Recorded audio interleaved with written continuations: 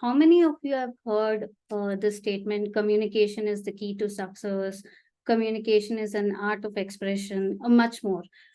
So I want this to be interactive session, okay? And please put your thoughts into the chat box. Yes, ma'am, we thought.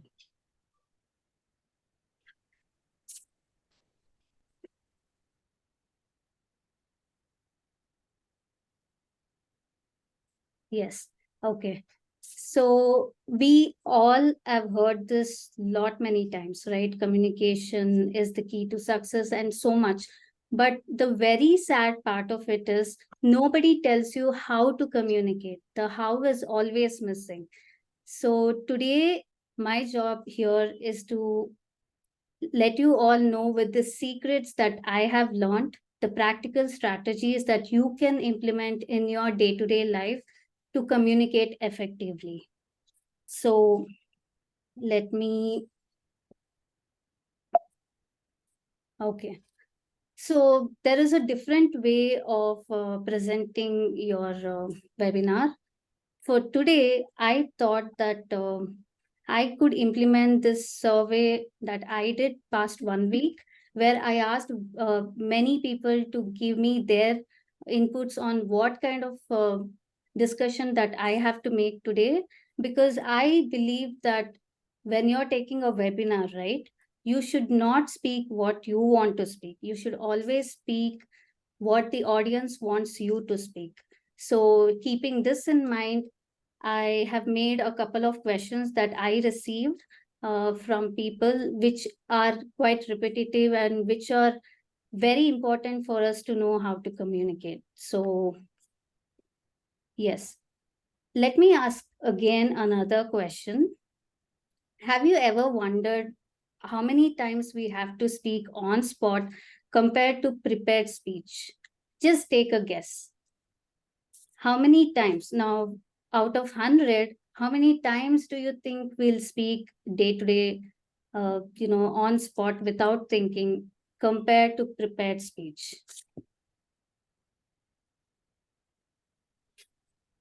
Okay, 50-50, 80, 75. 75, 80 daily. Okay, okay. 90%. As per my experience, it's 80% spontaneous and 20% prepared. 1 second. Hmm.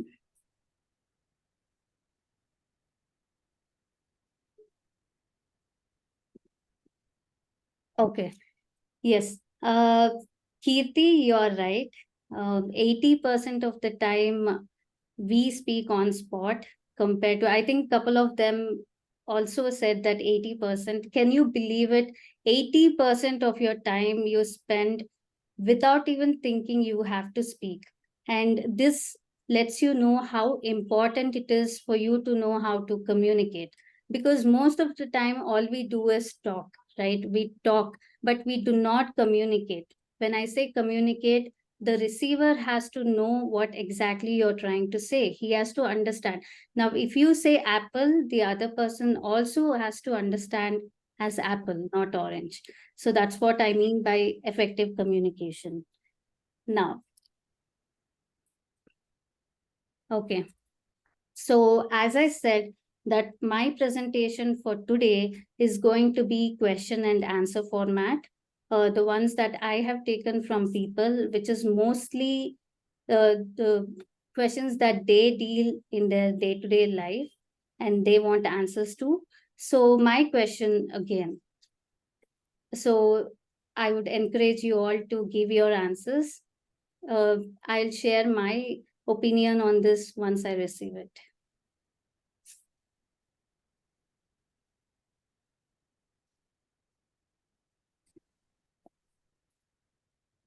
One second. Yes. So how do I overcome the fear of talking to strangers? How do you think that you can overcome the fear of talking to strangers? Now, if you don't have this fear, amazing. But if you have, what do you think would be the way for it? I would request Kirti to just let me know what the answers are, because I'm finding it tough to read and go back to the my chart. So if you can help me with this. Yes, ma'am, yes. Yes. No Some fear. people are answering no fear. Somebody is saying by initiating a conversation. Okay. And first, first know the person with the straight answers. Somebody Okay. is answering. Okay. Be confident in what you speak. Okay. These are the answers we are getting. No Okay. fear with the strangers, but sometimes issue with the person who knows. Okay, amazing. Yes, so these are the things that you can do to be confident in order to talk to a stranger. But I want to give this very, very amazing technique that I learned through a book, and that is called a small talk. Now, what is the small talk? Let me start explain this with a scenario, okay? So imagine you are sitting in a group full of strangers, and you were supposed to be with your friend, but at the end minute he ditched you. And since you paid money, imagine you had to go to that webinar or event. So it goes on, and at the end of the meeting or the event, the host tells you that it is the time for networking. So everyone, start speaking to each other. So what would you do in that moment? If you ask me, I'm an introvert, so I would probably still sit there hoping that someone would just come to me and start the conversation. So we have to change that, and the best way to do that is small talk. So small talk means that, if in case, okay, I will continue with my example. Now I'll be sitting there. Now let me, what I have to do is I have to approach someone and just give a very simple compliment. You don't have to start by saying hi, my name is, or what do you do, how are you. Don't. That's all a traditional way of doing it. The very simple thing you have to do is approach anybody that you feel comfortable, and make a small talk by giving a simple compliment. Be it your talk was amazing today, or that shirt looks good on you, anything. So we as humans, we love compliments, we love appreciation. That's the best way to start any conversation, especially if you're talking to a stranger. Okay. And what happens is that the other person might let's say he says, thank you so much, I've been preparing this speech for like 2 weeks, or yeah, I bought this shirt somewhere. So you don't know how this conversation can lead to, where it can lead to. Now let me give my own personal example as to how I used it and how effective it was. So a couple of months back, I took this tedious webinar, okay, tedious session. So it was for 3 days, and I observed that one person was very attentive. He knew a lot of things when it comes to tedious. He was answering all the questions, and in return, he was asking a lot of questions. And I wanted to connect with him, but I didn't know anything about him. And how do I do that? So I sent a private chat to him. So what I said was, hey, I think you know way better than the faculty himself, just to make it fun. So I sent him that. And he replied me back saying that, he's been practicing so many years and he is well versed with the topic TDS. So that's how the conversation went. So I'm very happy to say that it's been just couple of months that I know him, and he has already helped me a lot in the tedious filings. So that's simple to start a conversation, and you never know how someone can help you in your life. Okay, so this is my bit of it to help you on how to talk to strangers without any fear. So let me go to my next question. So I go blank when asked to speak. What do I do? So this question was at least 20, 30 people asked me this question in different ways. I go blank when I ask to speak. What do I do? And trust me, I was in this place lot of time, and I learned this technique through a Toastmasters club.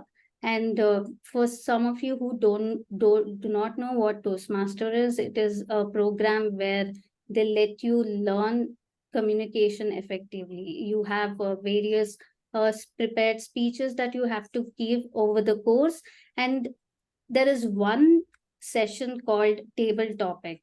Okay, and here what happens is they ask you to come in front of the stage and give you a topic. You have to speak on spot, okay, in front of people. Imagine, so when my first session as a Toastmaster, when I went there, they asked me to speak on a topic.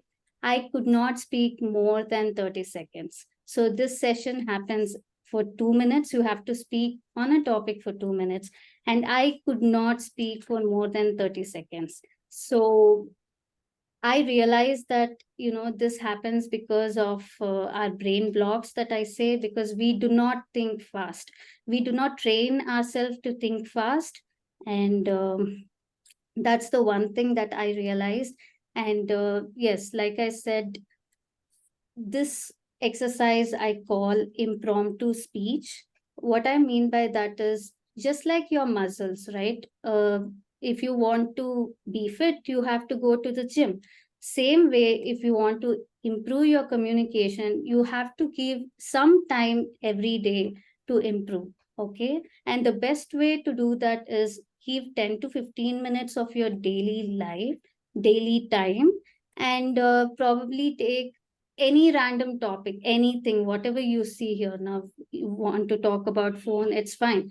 Speak for 2 minutes. Just set a timer and speak for 2 minutes, and do not overthink. I say this because we tend to think a lot when speaking. Do not overthink. Nobody would judge you because you will be by yourself. So just in front of mirror, try to do this exercise.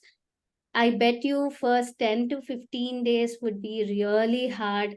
You cannot think more than 30 to 40 seconds. That's totally fine.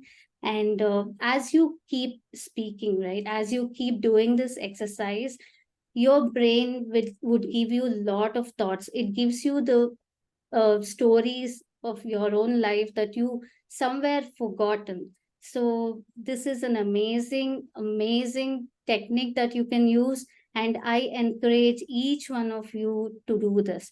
And let me share one WhatsApp group.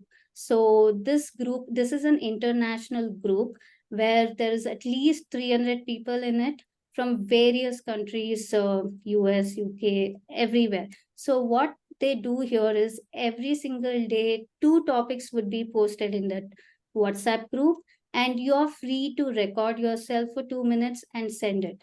So there would be volunteers who would give evaluation for your speech. Now, if you're not comfortable with that, totally fine. You can speak those topics to yourself. It's like you would be given that reminder every day, to take time and speak on the random topics. The topic would be either a question, either a statement or quote or anything. It would be as simple as talk something about this pen. Okay.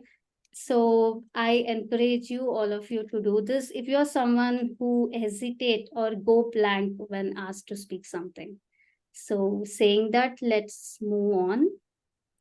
And this is another question that I uh, got from many people. That is, I keep repeating myself in a conversation. How do I avoid that?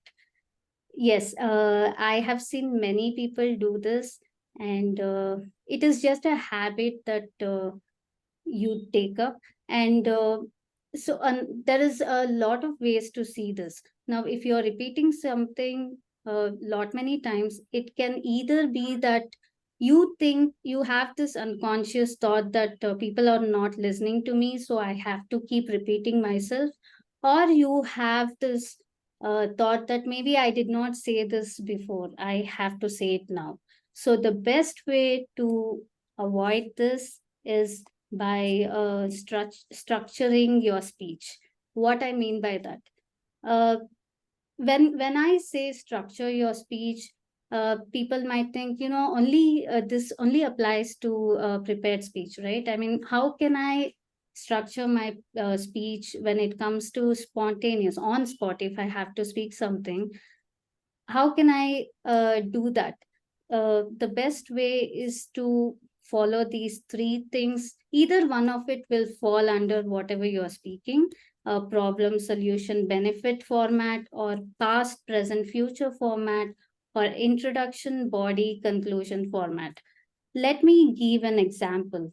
Now, imagine this pen. Now, if I ask any of you to speak about this pen, and if you don't know this structuring thing, what you generally would say is, okay, so I bought this pen a couple of weeks back, and this is black in color, and it's very good to write.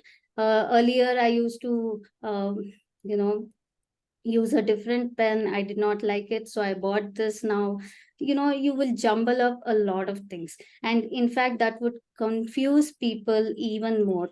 To avoid that, structure your speech. Now, let me structure my speech and repeat it again. So, let me take a past, present, and future format.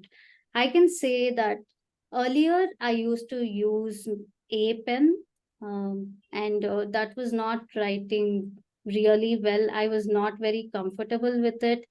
I was, I used to change it a lot of time. So that's when my friend introduced me to this pen, and since then I've been using it, and it writes amazing. And then you can say that maybe I will continue using this pen for a lot many times until I get another say recommendation.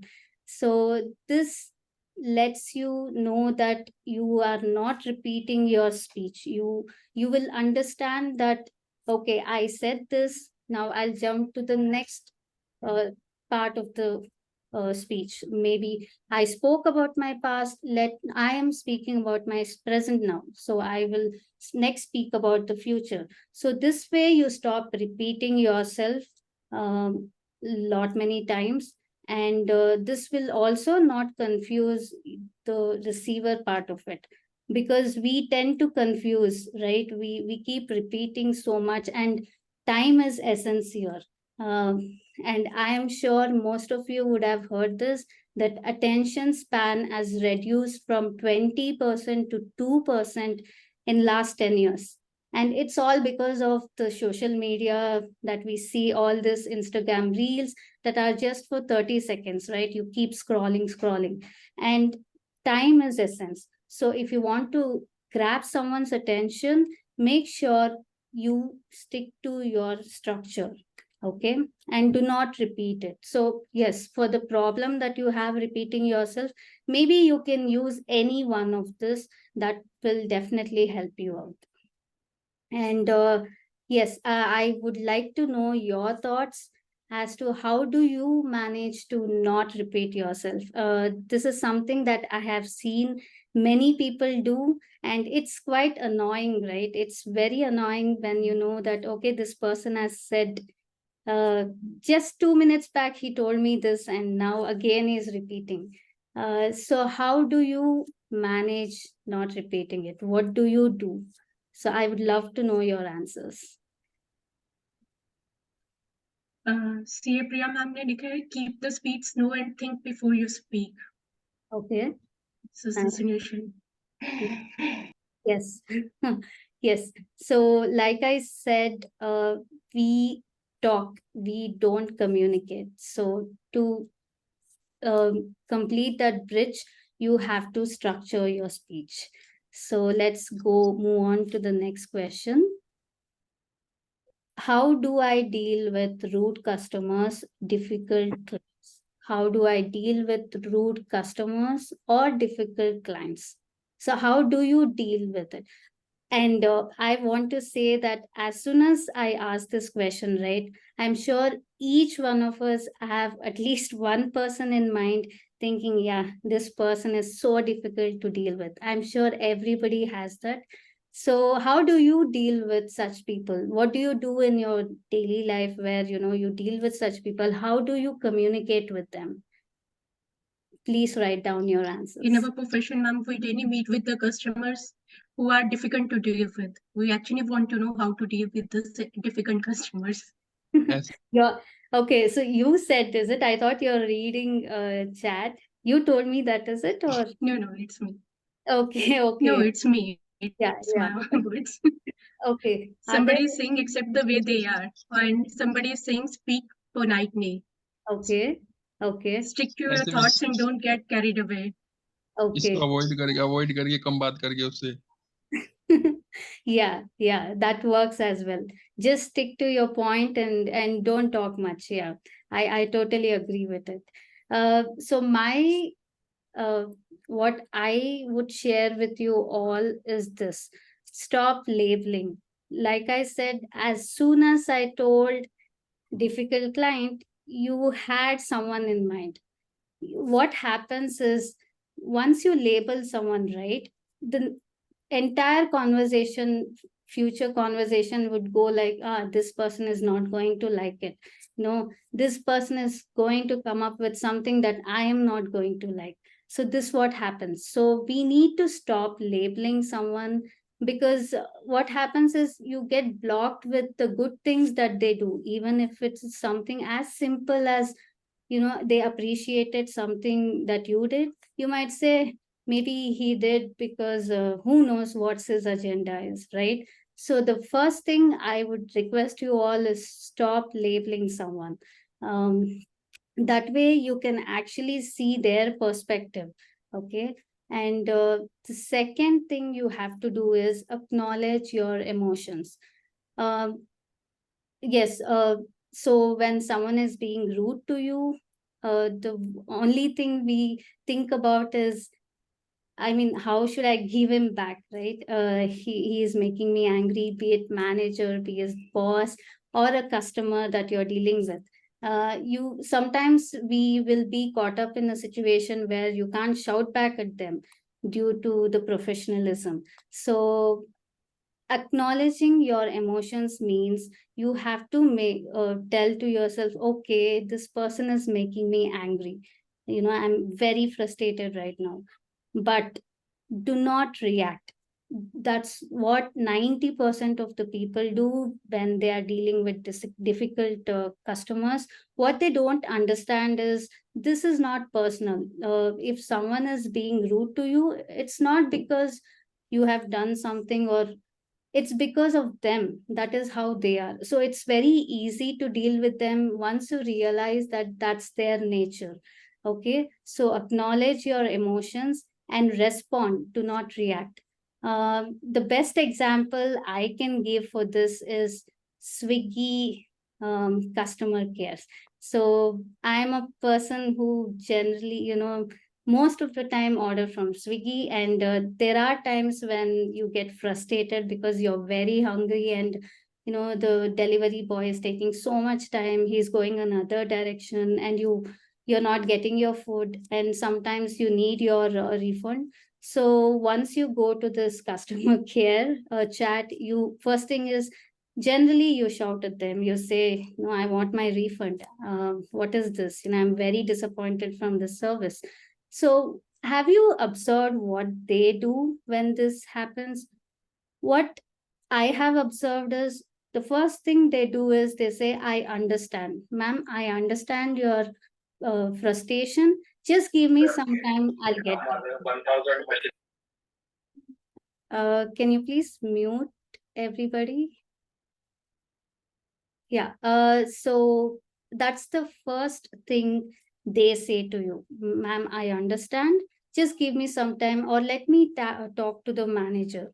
So what happens is, when you respond, right, instead of reacting, you get the control of the conversation. And I am someone who believes that in a conversation between two people, one person always dominates. So if a situation like this, if you want to be someone that dominates, you have to be very calm and speak in a polite way. You say, I understand, ma'am. it's taking, maybe your boss shouts at you, how long are you taking to do this simple job, right? And all you have to say is, yes, sir, I understand, but it's just taking a little more time. I'll get back to you in maybe 5-10 minutes. What happens is that the other person will try to understand you. Now, if you react, it makes no sense. You will not get any fruitful benefit out of this.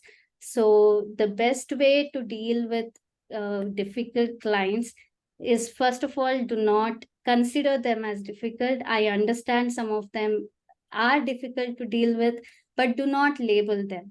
And I want to add another point here, that is, appreciate them whenever possible. Yes, so imagine they did some simple thing, a very minute thing. Try to appreciate them. So what happens is that you switch from this being an enemy to being friendly. So I know it's not going to be fruitful first or second time you do this, but as and when you continue doing this, you see a difference in them. Okay, and they start to think, okay, maybe this not person, maybe for that person you are the difficult person, maybe, you never know. So they might change the perspective of you. And this is a really simple way that I want to present it to you all to deal with rude customers. So if you anybody wants to add to this, I'll be happy to listen to. If anyone, want to share your thoughts, that when you were dealing with rude customers, how did you go about it? And was there any kind of change that you saw in them, maybe doing something different? I would love to know. So, yes. Sure, when I deal difficult customers, very less. But when I deal first time, it is very difficult. Takes first half an hour something. After that, I just communicate general thoughts depends on, and I read how that they just I check what they want exactly. So based on that, I take the route. Later, next subsequent meetings, it is very comfort with them. Okay, nice. Thank you so much for sharing your thoughts. Mohan? Yeah. Man, there are certain customers that they judge us, saying that you are so and so kind of a person, so you'll not be able to help me on this situation. So in that situation, it is very difficult for us to explain our facts and make them to understand us also. So this is how we can solve your problem. Okay.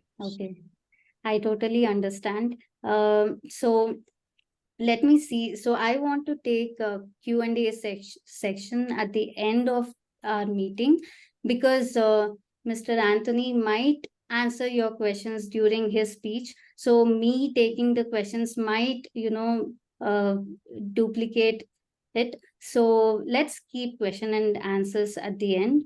I'll give you ample amount of time, maybe 20 to 30 minutes for this. So yes, questions are very welcome, and I'm happy to answer it all, be it the topic that I'm speaking right now or anything related to communication. I'm happy to help.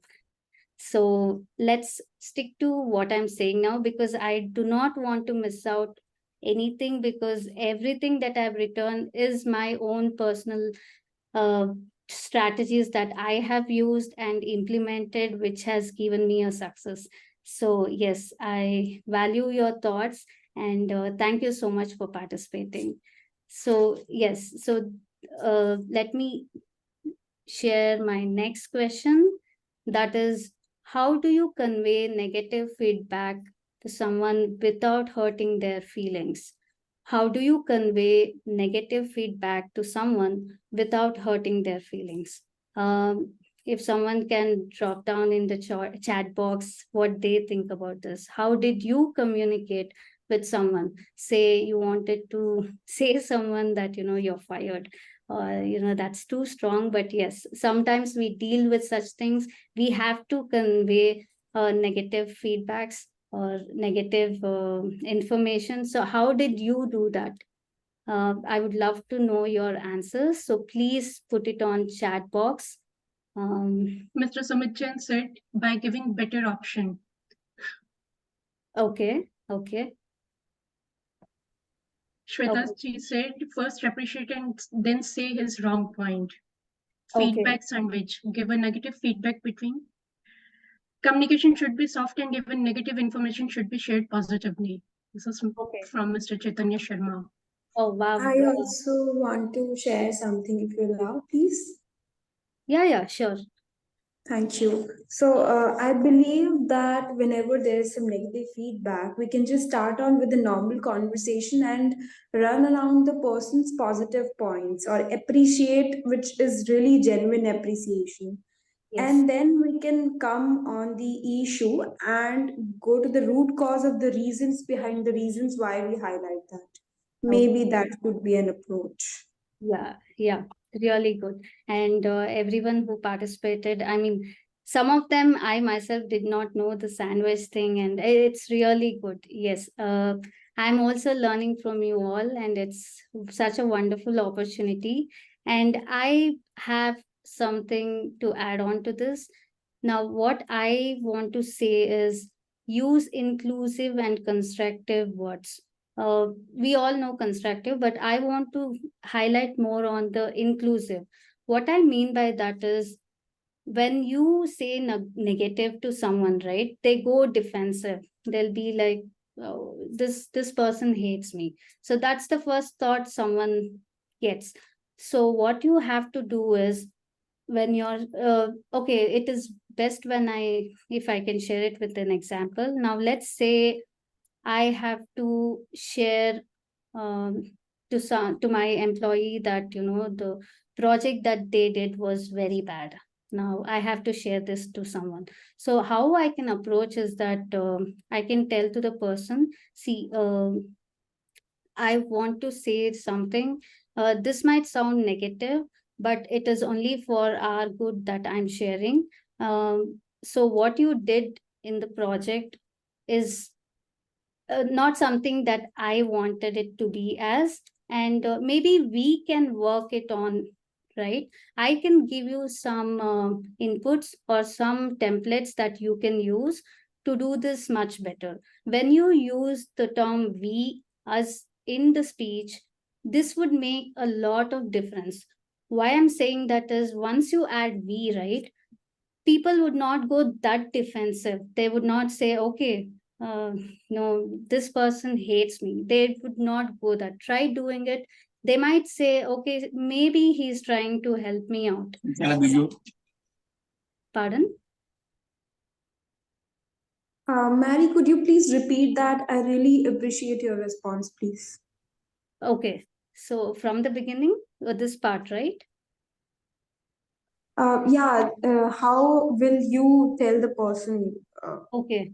So I might, yes, like someone said, I might maybe start off by sharing a positive thing about him, or like you said, go with the general speech, maybe general conversation, maybe had lunch or something, and then say them that I'm highlighting this mistake of yours. It's not to get you anything into negativeness, or it's not about pointing out to you that you did something wrong, but I want us to all work in something that I'm okay. Let me again say it. Maybe I can say that I am not saying this to point out to you that you are doing wrong. Maybe we can work it together to change this. Say, let's say a report. Okay. You do not like how that person has reported you, or format or anything. You can tell them that let me share you templates or anything that I have, which might help you to, alter it. So please use the term we, us a lot. Okay. Do not say you. So when you're saying something negative to someone, avoid the term you. Okay. So yes, I think Manisha, you understood what I meant. Yes, absolutely. I've also noted it down. Thank you. Yes. So when we say us, when we say we stop that defensiveness from someone. Now, they do not go defensive. Trust me on this. I have tried doing this with so many people, and all they said is, I'm so glad you understood. I will work it on this problem. It is a very wonderful thing that you can use.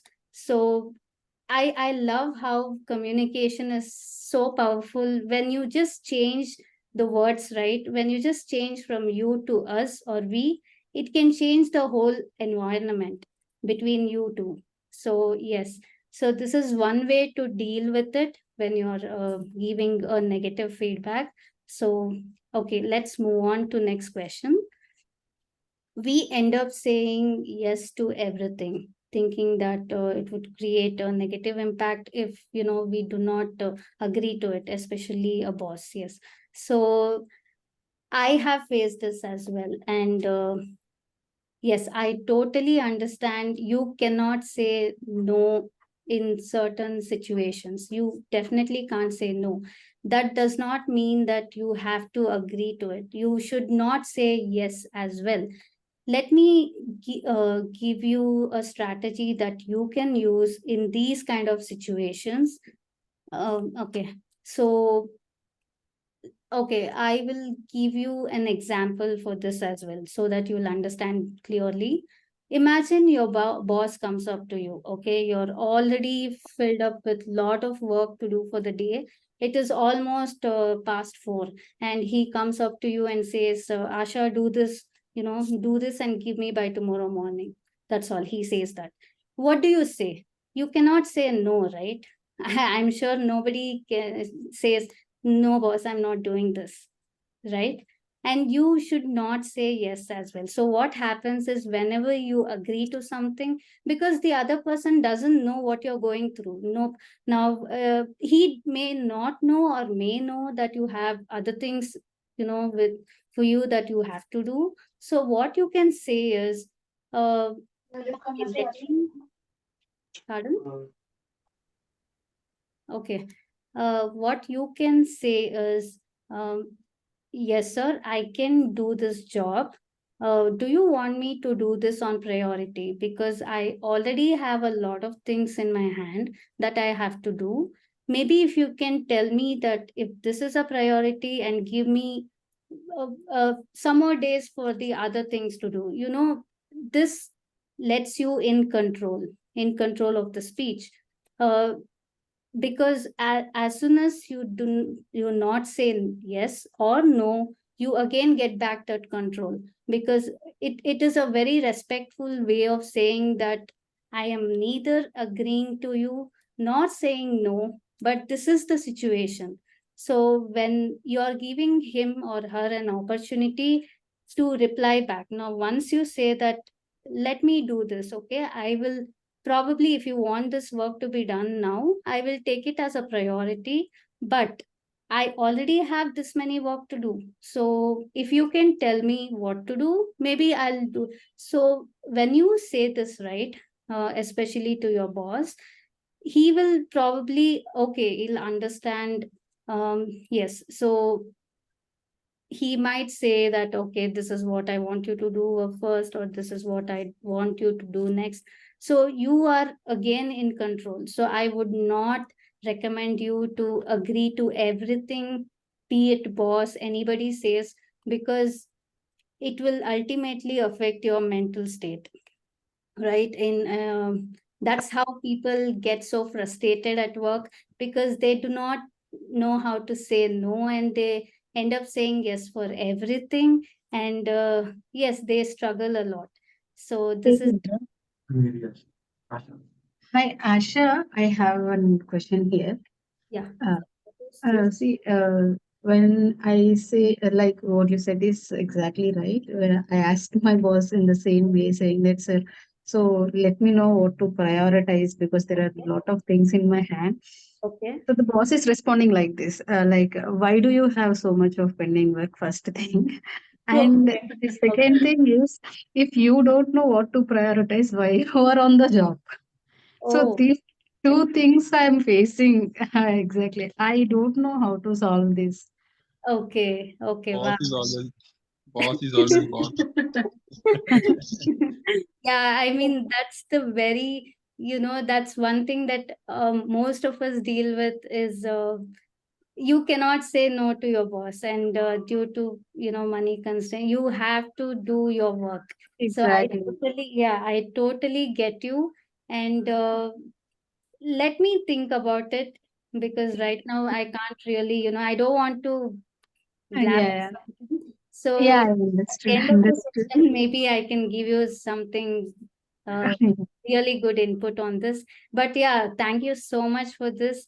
I'm glad that I did not have such kind of boss in my You're past. lucky enough, but I'm facing this problem like Yeah, since. I understand. I understand. But yes, just Yeah, give thank you. some Okay, time. understood, understood, understood. If not today, I mean, I will share you my contact details. If you guys have anything to share, you want me to give input on, I'm very welcome.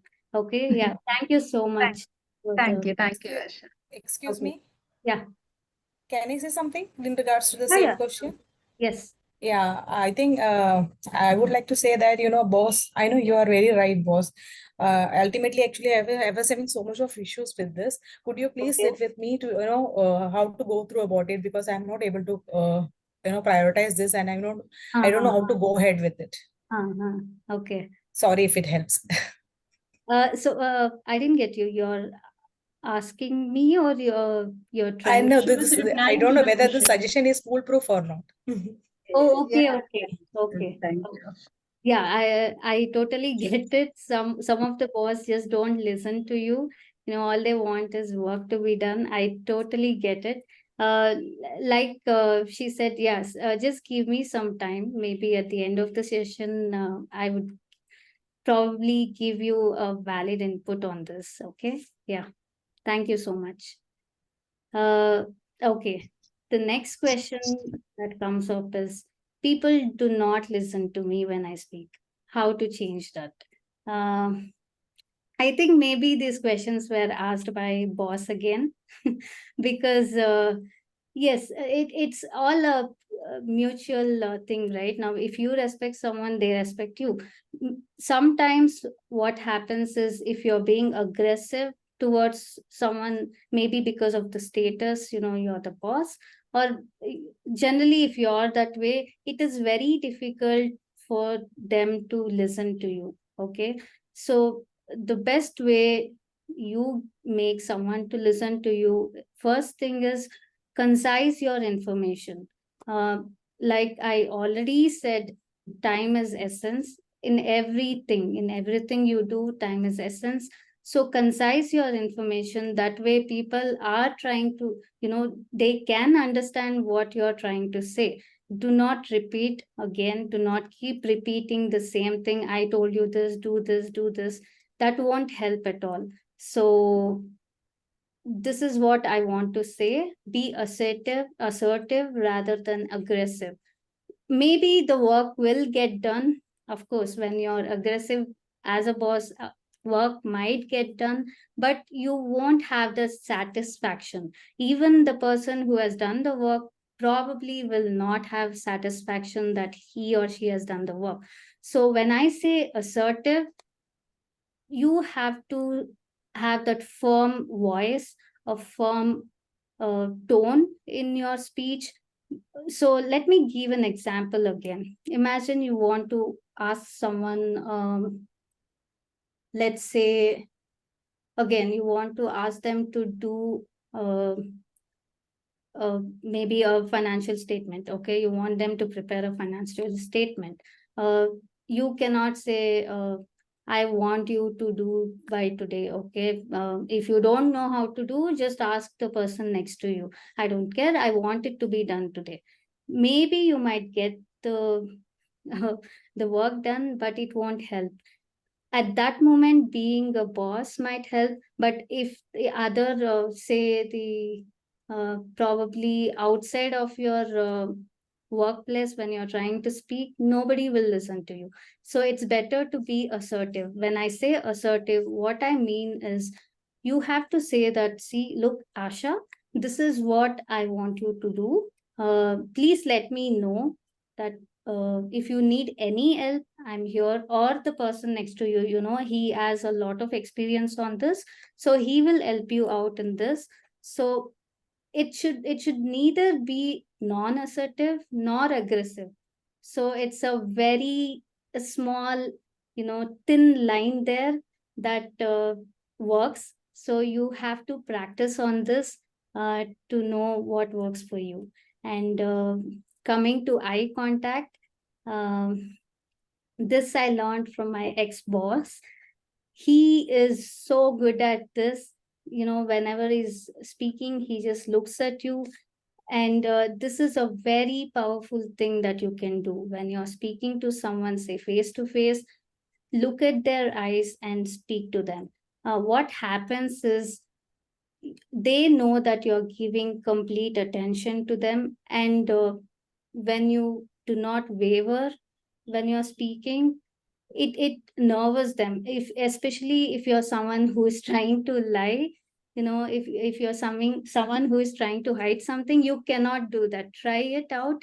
When you focus, when you speak with confidence and looking at someone's eye, they it takes a lot of effort to lie. So this is something that I learned from my ex-boss. I'm As being an introvert, this is what I do. I love to observe what people are doing. And I love psychology, by the way. So I observe a lot. And this is how, being that very scary kid I was, you know, nervous, I am trying to be that confident person. So I observe a lot, and communication and psychology is a very deadly combination. So if you can understand people's nature, and if you know how to communicate, magic happens. I can guarantee you that.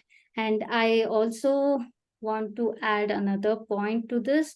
That is, yes, like I said, see how you speak. Sometimes what we do is we are very, you know, you be very monotonous.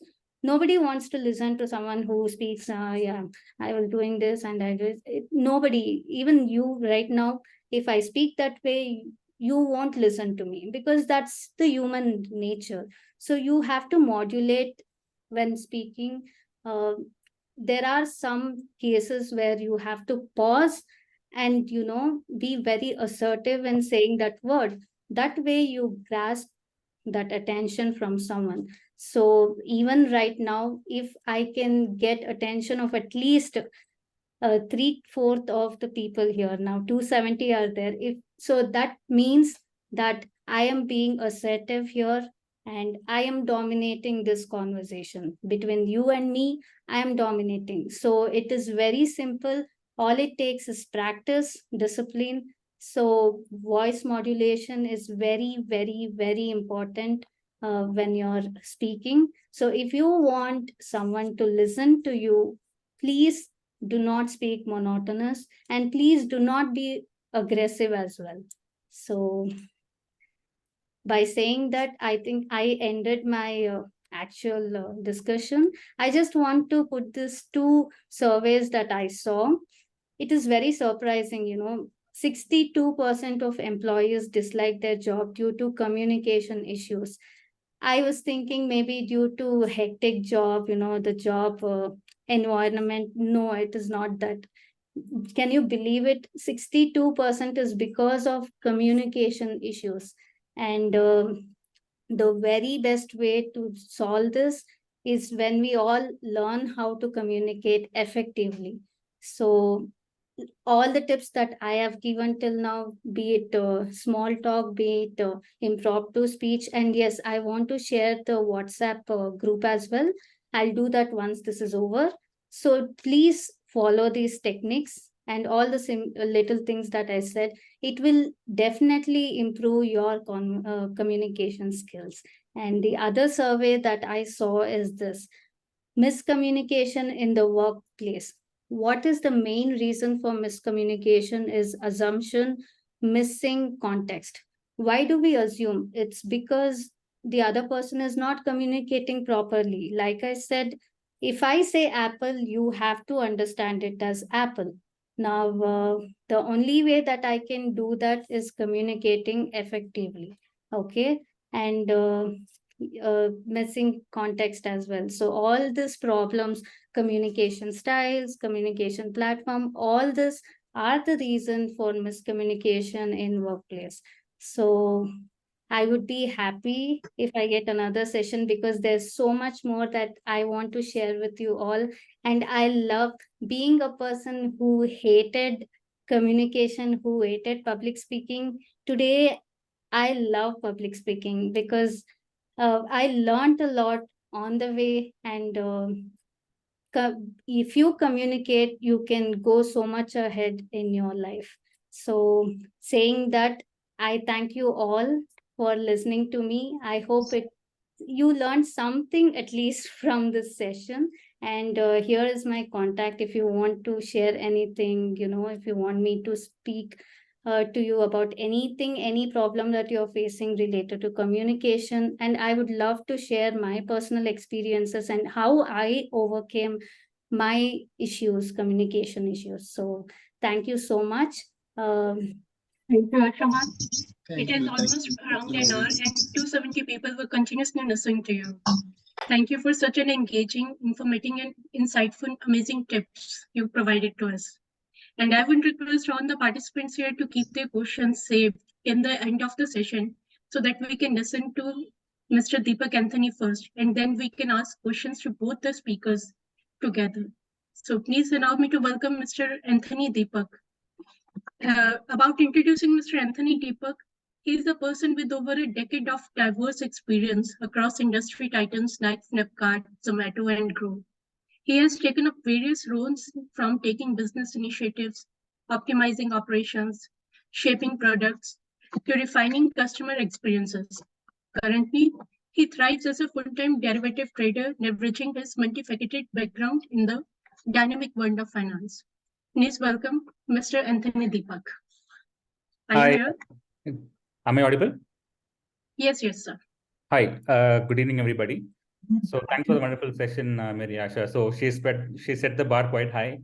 I started thinking, introspecting myself that am I doing a good job here talking to people here? But anyways, so I don't have a presentation ready, but I'll share my experiences. So whatever I'll be speaking right now will be based out of my experience that I've in past 10 years from the day I started my career, right? So what are the opportunities that I got because of communication, communicating right things to the right people, and the opportunities that I lost because of not communicating, and it could have been better, right? So let's actually have a background on what communication actually is, right? So if you remove communications out of the society itself, right? So there is nothing left, right? So we communicate, so we live in a society, we are social animals, we are social beings, we like to talk, and right, so some people talk more, some people talk less, but end of the day we have to talk, we have to speak our mind, we have to convey our thoughts to people, right? So that's how the society is. And even after COVID happened, so the entire the communication model changed from physical to online, right? So we adapted. So that means communication is pretty much dynamic, it keeps changing with time. So the best example right now is if you're working in a company, you'll be working with peers as old as you are, and people younger than you, and people elder than you, right? So they come from different generations, right? So when you talk to people from different generations, you see the communication styles vary, right? So when you try to speak to somebody Gen Z, you cannot talk to Gen Z, so they have their own lingo, and they speak English, but it's not English actually, right? You actually can connect to people of your age. And if you can't actually have this casual attitude and talk to people of maybe my dad's age, right? I can't say hi dude, what's up, uh, right? So that is disrespectful. So communication evolves, communication is dynamic. So that is how we need to actually keep in touch and update ourselves, even in communicating it to people, just like Android and iOS, Windows update that we do, right? So something about myself. So I started my career back in 2010-11 in Flipkart, just after college engineering. Flipkart, and then a startup, then Zomato, and then Grow, right? So and after that, I've been doing a startup of my own, and been trading also full time, right? So when I started back in Flipkart, I'm naturally an introvert. I don't like to speak. And I choose a work, I choose something which has nothing to do with people. Give me a laptop, give me internet, give me a house. I'm happy not talking to anybody, right? So that is how it is. When I got this first job, it had different roles. I had individual participation. I had roles which I had to talk to people also, right? So there is this incident that happened in Flipkart. Initially, we had different roles, and as a part of that, I had to also talk to customers for different issues, right? So there was this incident that happened. I will give that use case here. So maybe so one of you can suggest what could be done, right? So one customer had called to the customer support, and this guy, it was Valentine's season. He had bought a gift, and the gift was delivered to his girlfriend. The gift was a hair straightener, I think. Yeah, it was a hair straightener. And because of some electronic malfunction, there was overheating in the machine, and the hair burnt. So the girl's hair got burnt. And because of that, the couple broke up. And this guy called up customer support. And the call somehow actually, I was asked to kind of, talk to the customer. I had no clue what was going on, right? I picked the call. He's from Delhi. He started, I had no clue. Do tell me what's happening, right? Then he told me this is what happened. So, being just out of college, I was in no position to actually deal with the angry, guy who just broke up and things like that. Then I called my senior, right? So the way she handled the call, so that is when I kind of realized on my back of my mind that how important dealing, such situations is. She said she put herself in his shoes and said, I completely understand.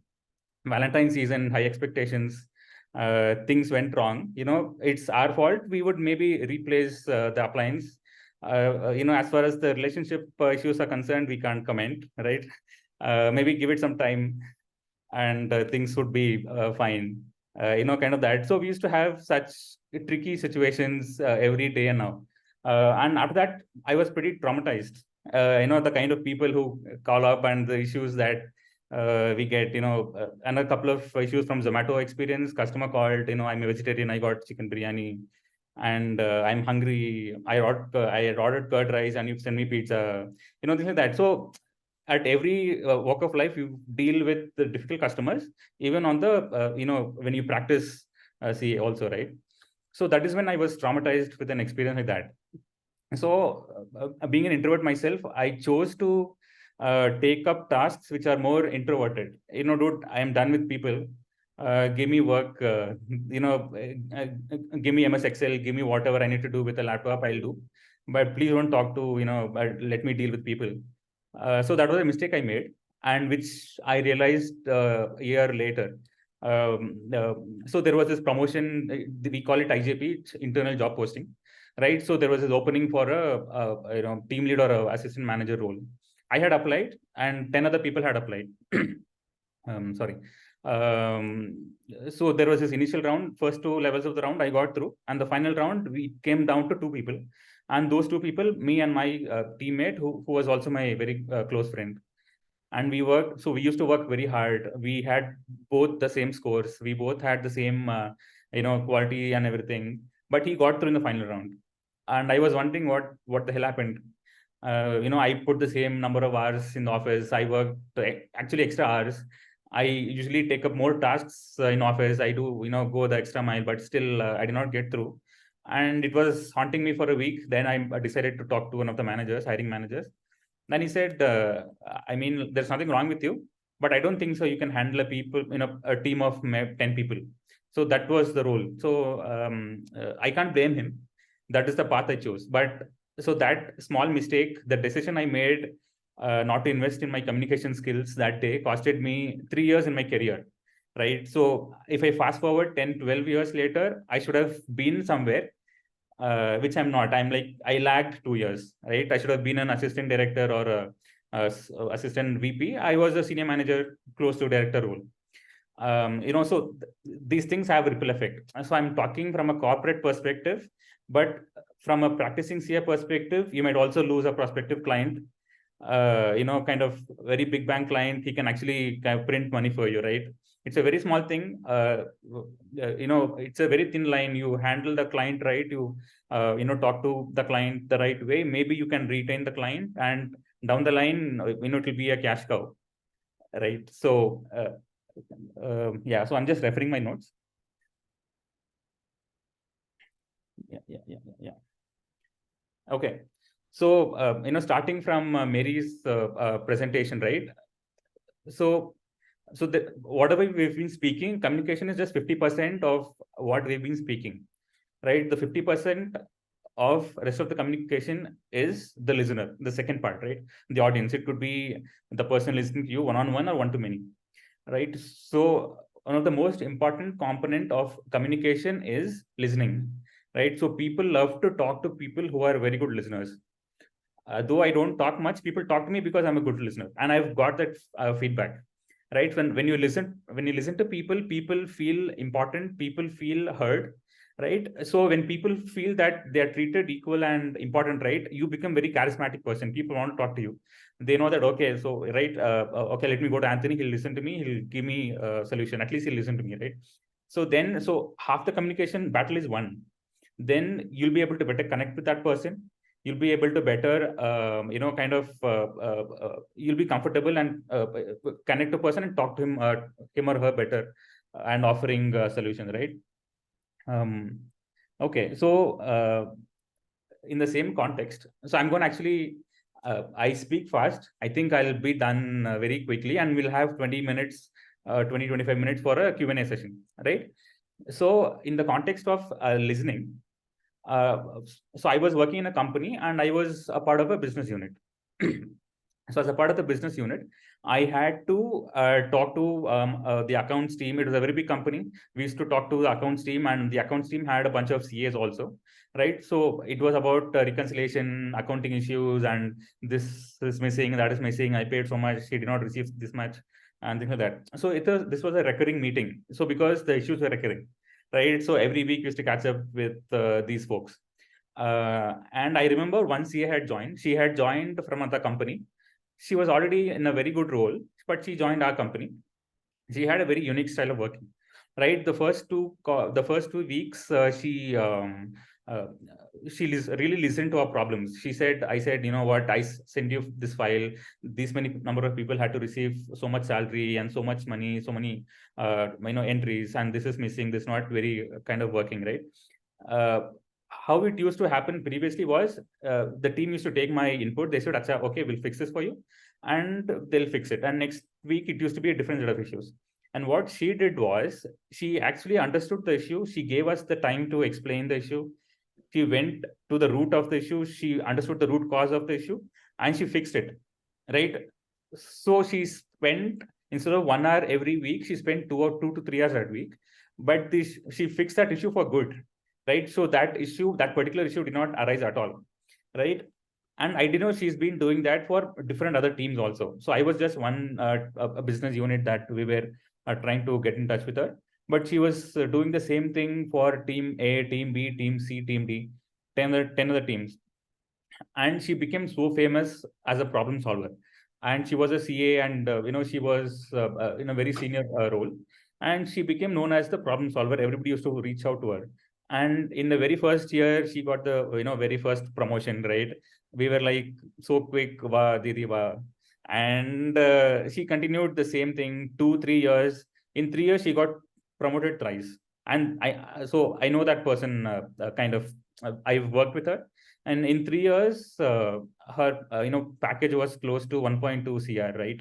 In 3 years. And so this was, I attribute this like 60% to communication. So communication, listening, communicating to the stakeholder. It could be internal stakeholder within the team. It could be external stakeholder within within the organization, outside the team, or maybe external stakeholder outside the organization. So she listened, and she solved the problem. She added the value there, and so the career growth actually took care of itself, right? So I was seeing a couple of questions, right? They were asking clients actually kind of bargain, they don't pay what we charge, and things like that, right? So I had a startup, I'll tell you. So I had my own startup, which I had to shut down for multiple reasons. In that startup, we registered through a CA. He was a very transactional CA, right? But he used to charge a lot. I told him, I need to register a company. I need to get a GST. I need to get this, that. And he used to get this done. And he used to give me, I charge so much, right? Then I used to bargain. Then I used to pay maybe 80, 70% of what he charges, right? And things didn't work out. And he was replaceable to me. He did not add any value. He was just doing the transaction. And after that, there was my friend's startup also. But his CA was somebody different. He added a lot of value. So maybe every Monday they used to meet. So every Monday, they used to actually discuss the business plan, and the CA used to actually give inputs to the client, right?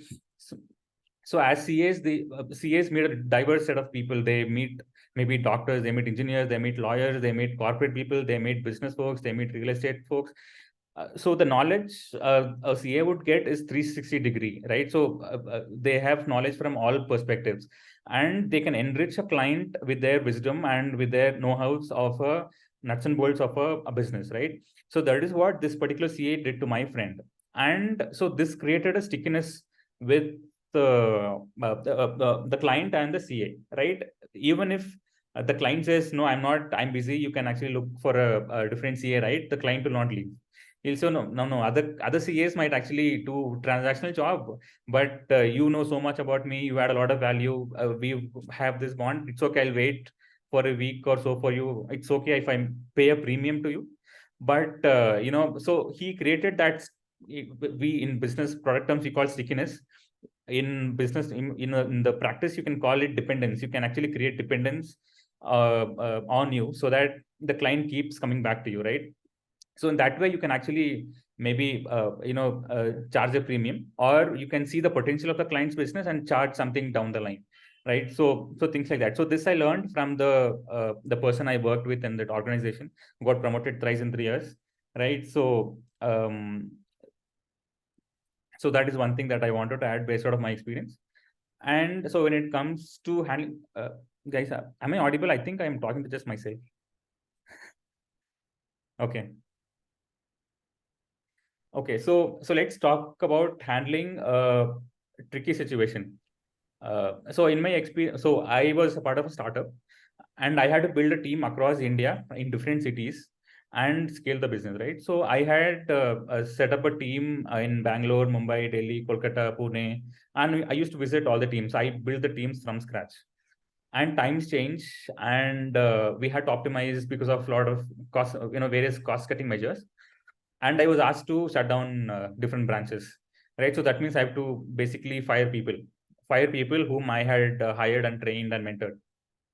So that was one of the most difficult phases of my life in my professional life. And so especially I had to travel to Mumbai to actually fire the entire team. It is not just 1 or 2 people. I had to fight the entire team. It was a very difficult situation because I know the personal situation of everybody.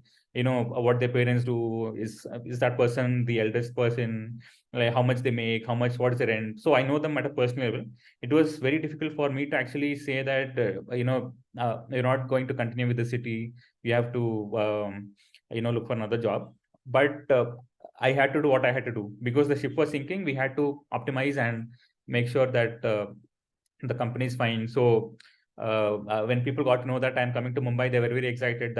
So they kind of they like me and they respect me because I was mentoring them. And when I went there and somehow they got a clue that things are not good, they were very upset. And I got them to a room and said, so always when you handle a very tricky situation in a professional setup, try to bring in the bigger picture. So I told them that I started with the bigger picture that the industry itself is it's facing a headwind, right? So it's very difficult right now to raise funds, and we are cutting cost in all ways. So you guys can consider moving to Bangalore. I'll figure out roles for you, or maybe look for different opportunities outside. You can give my reference. I'll use my contacts, and I'll help you out getting a job, right? So end of the day, these guys were devastated. And I also got to know that they were planning to beat me up after office, things like that. Yeah, so that is just one team. So I stayed there for like a couple of days, and then I made them understand. Then I took them out for a dinner at my own expense. Then I made them understand. So even if you want to stay back, that will not work, because the company would shut down, right? So just consider this as an advance notice that I've given you, and start looking out. I'll help you out with your interview process also. And then we made sure that people got jobs, right? So if this was communicated maybe very rudely, like how this happens on a Zoom call, right? You guys are fired. If I had told that, maybe I would have definitely got beaten. So the right communication saved me. And after that, I became so good at laying off people that across org wide, I was asked to fire people. And they said, Anthony, why don't you help us this weekend? I pray to God that this karma does not bite me back sometime. But yeah, so putting across a bad news is the most complicated thing when it comes to communication. And also when conveying a personal feedback, right? So I assume that most of you deal with a lot of people and you give feedback, on a regular basis on their performance, right? So one of my experience, right? I had a person in my team. I didn't know. So this guy was very chilled out in office, right? He never worked. And no matter how many time I taught something, he never understood. It could be a simple, VLOOKUP, or it could be a simple, very simple thing. He never understood. He never put that effort to understand, right? So I didn't know that this guy was related to a very prominent politician in Karnataka, right? So I was messing around with this guy, and I called him, dude. So I asked him, what's the problem? So then I got to know that he is here for some time pass. He's not here to make a career or earn salary or make a living. He's here to just kill time. That because he's got in a political background, he's got businesses. He's here to just pass time, right? So I called him to the office, to the cabin. I said, see, so there are maybe 75 people in this team, and everybody's working hard. If the shift is 8 hours, people work 10 hours, right? And if you do this, it is not fair for the rest of the people who are working hard. So point number one, you'll not be a part of a team that is working so hard. It is not fair for people who are working hard. And two, if you're too casual, maybe this is not the place for you. And so these are the 2 points that I recall, but this was an hour-long discussion, right? I just made him understand that he's a part of an organization right now. And so his contribution in the team has to be very tangible. He can't be very passive, right? So in a professional setup, what people do is people say we are like a family, this team is like a family, right? Which is totally incorrect in my perspective. Family is when, just say I'm the head of the family. If somebody is not maybe earning in the family, I take care of them, right? That is family. But office is not like that. If you have the 20 people in the team, each 20 of them have to contribute, right? It is more like a football team. You can call a cricket team. You know what happened yesterday. Everybody has to contribute, right? So we respect you. We are there to support you as a team. But if you're not contributing to this team and the organization as a whole, I'm sorry, we have to let you go. And nothing personal, right? So that is how it is. The numbers don't think. So that is how I conveyed. So the couple of things I made sure to not breach is not rub a person's ego, right? If I make it sound very personal that you are doing this, you're doing that, look at him, they're doing this, you're not capable of doing that, why can't you do this, are you lazy, are you that, this, it goes very personal and it ends very ugly, right? So don't make it very personal. Don't rub a person's ego, right? So everybody's got an ego, even everybody. When I say everybody, everybody's got ego, and don't rub the ego, right? So kind of understand the person, be very empathetic, right? Understand the person and put across your point without hurting their feelings, like Asha mentioned in her presentation, right? So communication is a skill that you can acquire. Sorry. Very few people actually are born with it, but most of us can acquire with exercises and some effort in it, right? We can all invest in it. I've got some tips As a couple of them have been covered by Mary Ash already, right? So one thing is a very, we've been told that since school time, read newspapers, read, periodicals, fiction novels. But when you read it loudly.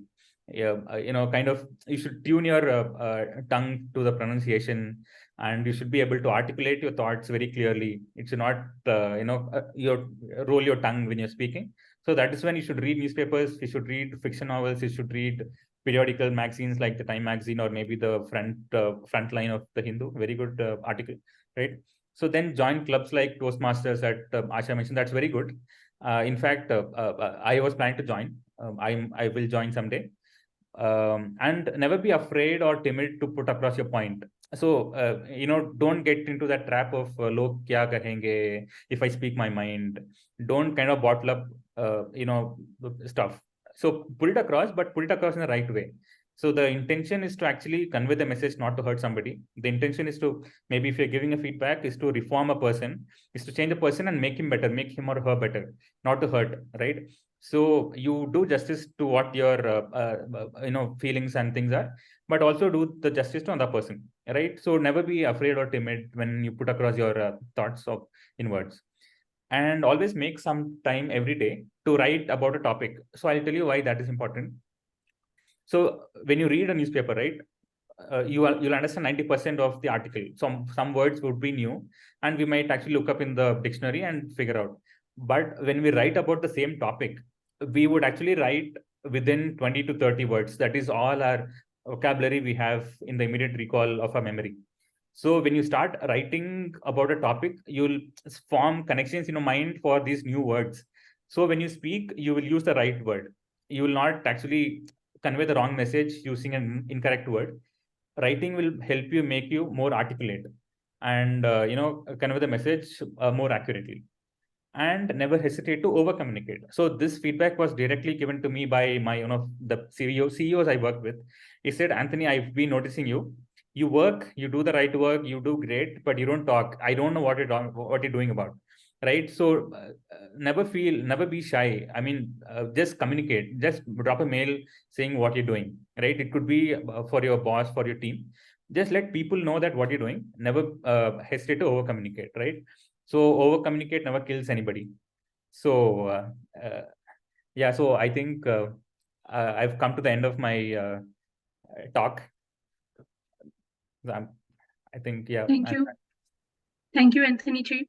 Now I would like to call my participants, and I appreciate if they want to ask something to with our speakers, Ms. Mary and Mr. Anthony. Yeah, before the Q&A session, I want to thank a couple of them. I missed, my bad.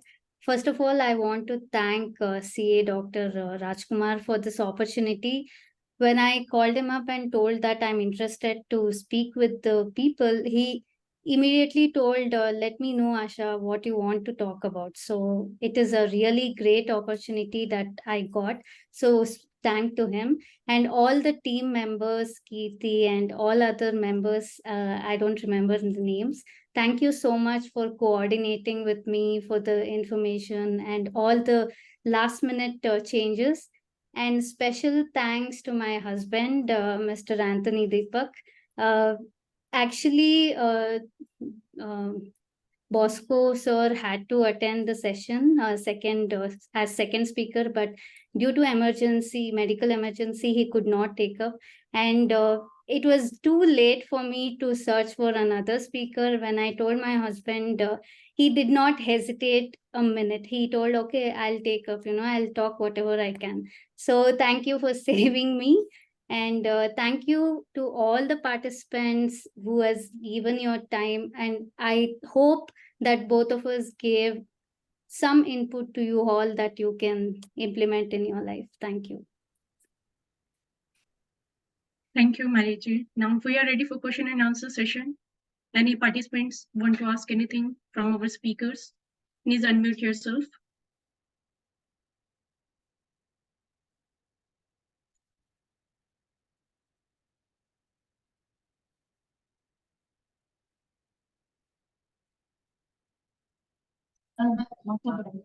Hi, Anita here. I just have one question here on the communication. actually we come across in the kind of communication is that, the current generation gap from the current Gen Z to the previous. Okay. How do we deal with this communication who are just new to the company and who are already a vintage staff because the both of them will be a part of your team. So how do you handle this? Yeah, Anita. So that's pretty much a problem for which a solution is not being found yet, right? So I read articles every day that managers find it difficult to deal with Gen Z. I'm sure you would know their lingo. When they speak, it means something else, right? So and especially after COVID, these guys just got out of college. Maybe they were working from home for a very long time, and as soon as they come to office, they're not able to actually kind of tune into the frequency of the existing team, right? From the Correct. work, even from their dressing style, they're just talking to you, but it feels like they're back answering to you. Am I right? So so I think we should kind of tune into their frequency instead of expecting them to understand us. And so maybe I'll kind of think about it. I'll talk to a couple of people in the industry who are solving the same problem, and I'll circle back with a solution. There'll be definitely a solution to it. Thank you. I think I can add a point to it. So I too was facing this, not very much, but yes, I can know the difference between my age and maybe 10-20 years younger to me. I can advise one thing for you, that to have people of that age as friends, it's at least if you can talk to them frequently, you will understand their perspective. This has helped me a lot actually in my work, just to be friends with the younger or older, not just younger, maybe 20 years older than you. Just make friends with them and understand what they are trying to speak, or their kind of communication, so that helps. Yeah. Thanks. I want to raise a query written by Mr. Raman Bhatia. He says, I have an issue in communicating in groups. I go blank when there are more people around. If I'm allowed to talk one-to-one, I can do it effectively. How should I resolve it? Okay, I can answer this because this is exactly what I was facing. I'm still facing. If you see, I have the starting problem. I'll take some time to tune into that, that flow. So, like Aman, I too go blank at some points. Even if I've done this public speaking for more than 10 years, it's still difficult for me sometimes. So, like I said, what you can do is that impromptu speech. I want to share this group link with you all. Trust me, this helps a lot. You will not see any result, maybe even for a month, but be very consistent, because once you start speaking on spot to any topic, be it glass or anything that you see, your mind starts to think fast. That will really help. So please do this. So join this link that I just shared with you, and do this consistently for at least a month for you to know the difference. You will definitely see the difference. Thank you. There is a query from Sumit Chandri. He said he has two questions. One, if the constructive criticism is good, and second, can we relate to past while speaking? Okay, constructive criticism is good. Can we relate to past while speaking? Let me answer the second question. Of course, we can. We have to speak past in order to relate to people. Let me say this. So my first introduction was by speaking about my past. That way, I can relate with you all, saying that I was once a person where I would go blank, or I did not understand what to speak. So when you speak about the past, you will definitely connect with people a lot. So yes, you can speak about the past. And the first question, constructive criticism is good. Yeah, so I think, I've got a couple of points on that. So it depends on how the person interprets what you want to convey, right? So communication is always at an individual level. So maybe if you tell me that I might understand that, okay, you're giving me constructive criticism, but someone else might actually see it as plain criticism and they might get offended. So so you should actually pick your words and tune in your language for that person, to that particular person, to make it constructive to that level, right? So it is not a one size fits all approach when it comes to giving feedback. So constructive criticism is good, but you see that the frequency of that person. Shweta Somaniji wants to ask something. Shweta Somaniji, please unmute yourself. Yes, thank you.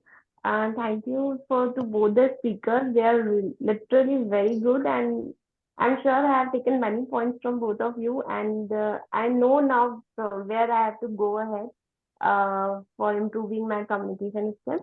I have two questions. One is professional and one is personal. Professionally, I want to ask if someone, some company's manager is not responding to me, like they are not answering on my SMS, or they are not picking up my phone, and I want to communicate them, but they are not responding. So what should I do to respond them? Second one is personal question. What happens in my family is that I feel that I'm polite and I'm truthful, but my family members feel sometimes that I'm not that polite, what I should be. So uh, guide me, like how should I communicate to them?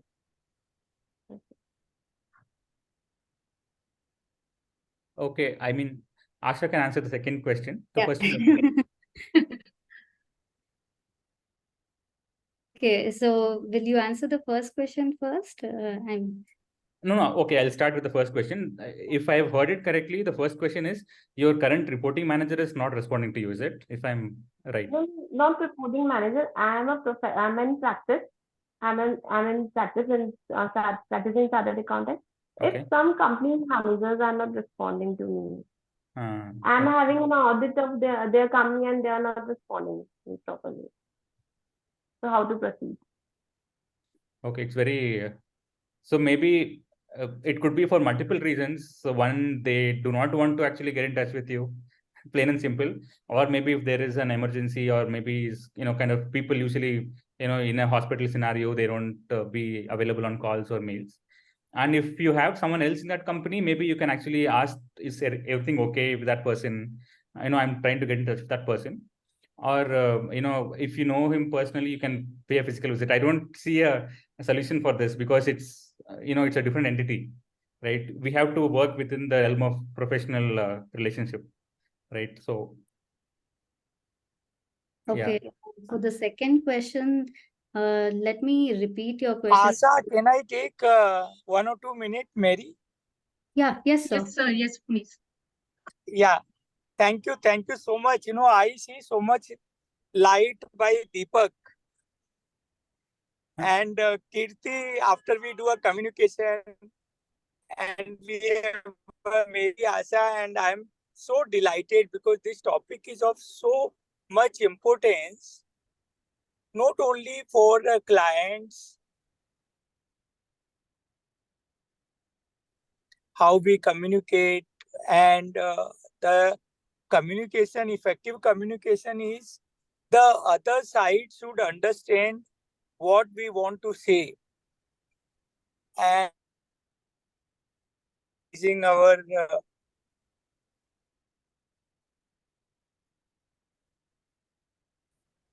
So your voice is cracking.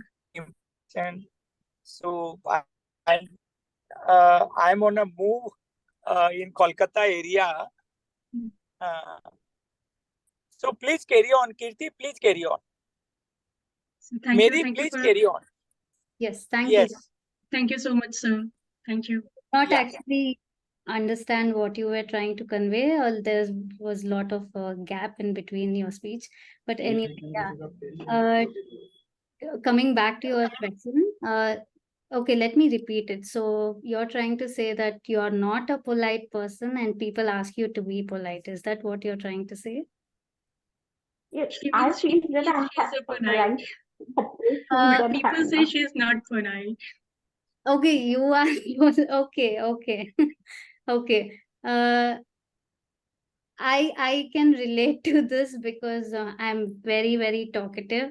To me, I'm polite, but people don't see me as polite. Maybe I don't see it. It's all individual perspective. What they, what people think as polite is, we can't judge. So even in my house, in the same situation, sometimes my mom says, "Why, why don't you be polite?" or things like that. So I don't know what to say. It's all individual perspective. Now, to me, I am polite, and when I say this to mom, maybe she will not agree. So yeah, I think that's all I can add up to this.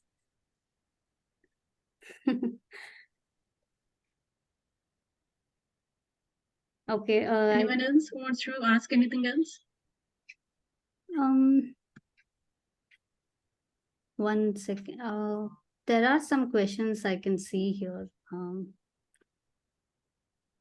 So Anita has asked, I'm budding entrepreneur for small business. Anything on marketing, like digital marketing and increasing my sales?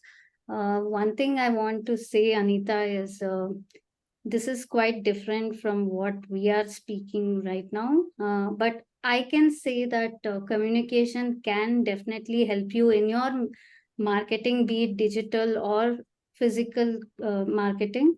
It all depends on how you bring up that product that you're selling or the services that you're selling. You should not look too cheap, saying that, these are the benefits, trying so hard for people to buy your product. Nor should you be too egoistic that, people will come and buy. I don't have to go and, actually promote my product. So this is completely related to marketing, I can say. But yes, speaking in a communication sense, you have to structure your speech in such a way that you don't confuse the person as to what your product is. Like I said, maybe you can use that structure technique to say that, let's say you want to sell a bottle. You can say that there are so many products, so many types of bottles in market, but our product is different because, this might help people to understand, okay, so this is something different that I have to look at. So yes, you can use communication in digital marketing as well, but your specific question I can't really answer because it is totally different. Yes. Okay, there is, okay. How to approach a stranger for making him a client? Please be specific towards a service business only. Okay, so what you're trying to ask is how to convert a stranger into client. Now, me being a practicing CA, let me be specific, like you asked, let me go specific with the service business. What I do is, it's not right in our part to, try to acquire clients through maybe forcing them or something. What you can do is client education. That's the very good start that you can do, where, a digital platform is huge. You can maybe start an Instagram or anything. So what happens is, let's say the client that, you want the stranger to turn into client, let's say they are in Instagram, okay, and you know them. So what happens is, once you start sharing your information, that what maybe they might realize that, okay, so this person has something that they can help me with.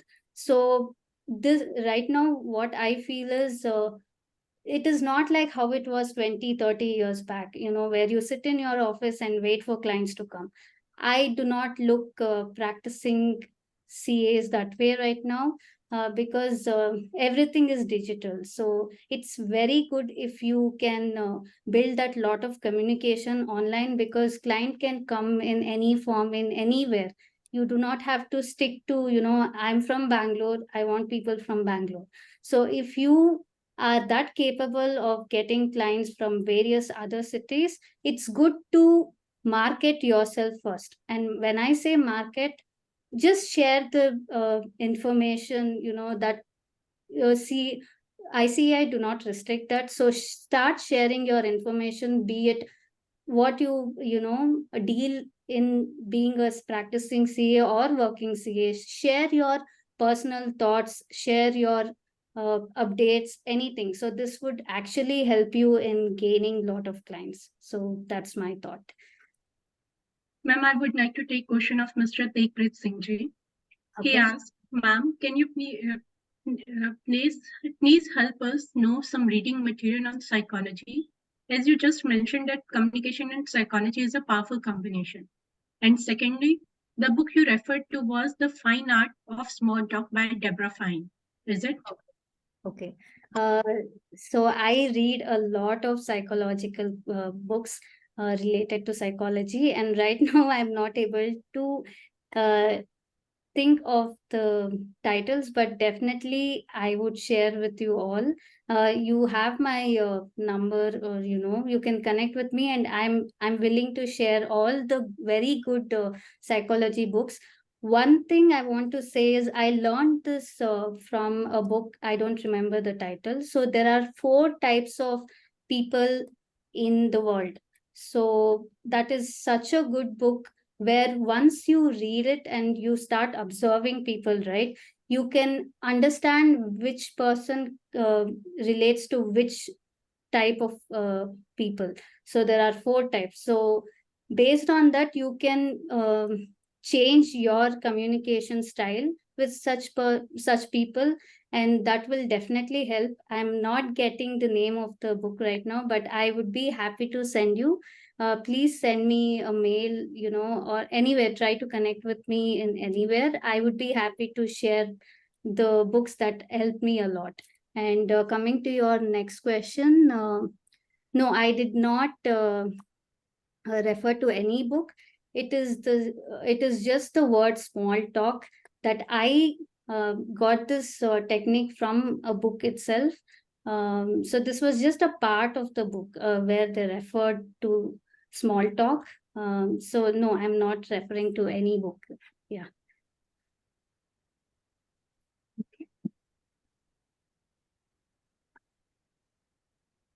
Okay, so Jasmine says it's difficult to convert client from Instagram because people are rather there for knowledge building, tried and failed. Okay, and Anthony has already given LinkedIn. So yes, I see what happens is you should not. So this is my personal opinion. Do not start any kind of content creation just to acquire clients. It is a very bad approach, I would say, because I have already started content creation. 2-3 days back, I started my YouTube channel. I do this because I want to develop myself. Now I don't know from where I get the clients, but it's all because of my development that I have started this. But I am sure, like Anthony said, LinkedIn is very good platform. Just he always tells me that give more time to LinkedIn, because you never know who contacts you. It's a very, very good platform, so be active there. And we had a session on LinkedIn as well 2-3 days back. It was an amazing session. So yes, try LinkedIn more than other platforms if you're looking for a client. Okay.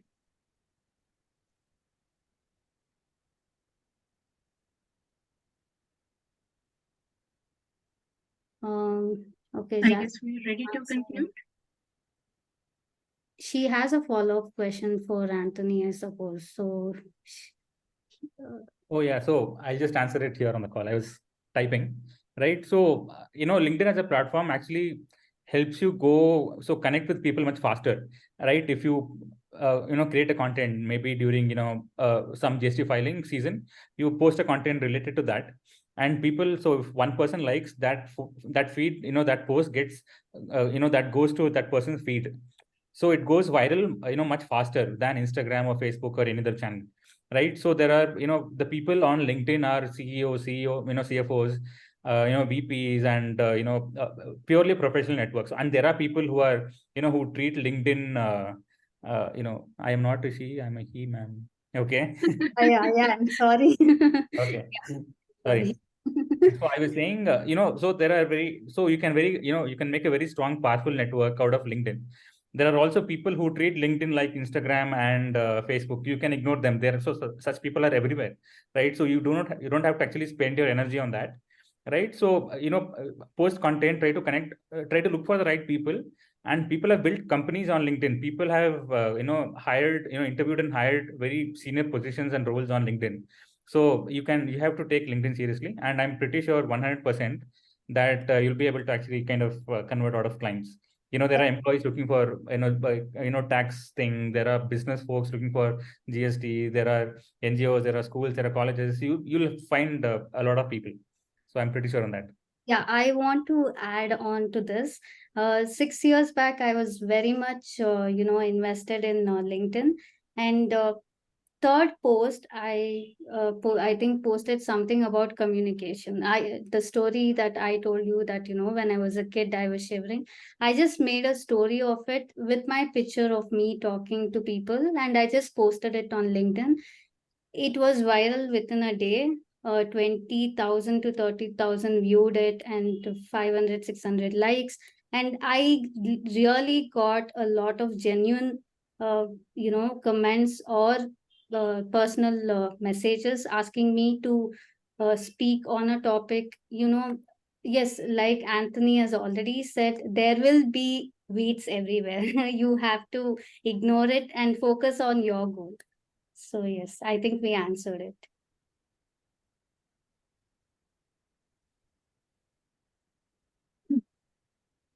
Time flies like anything. It has already been 2 hours, and it's like everybody feels so engaged with you. Now I guess it's a time to conclude. Anyone wants to ask anything else? Please raise your hand or unmute themselves. I guess we should conclude.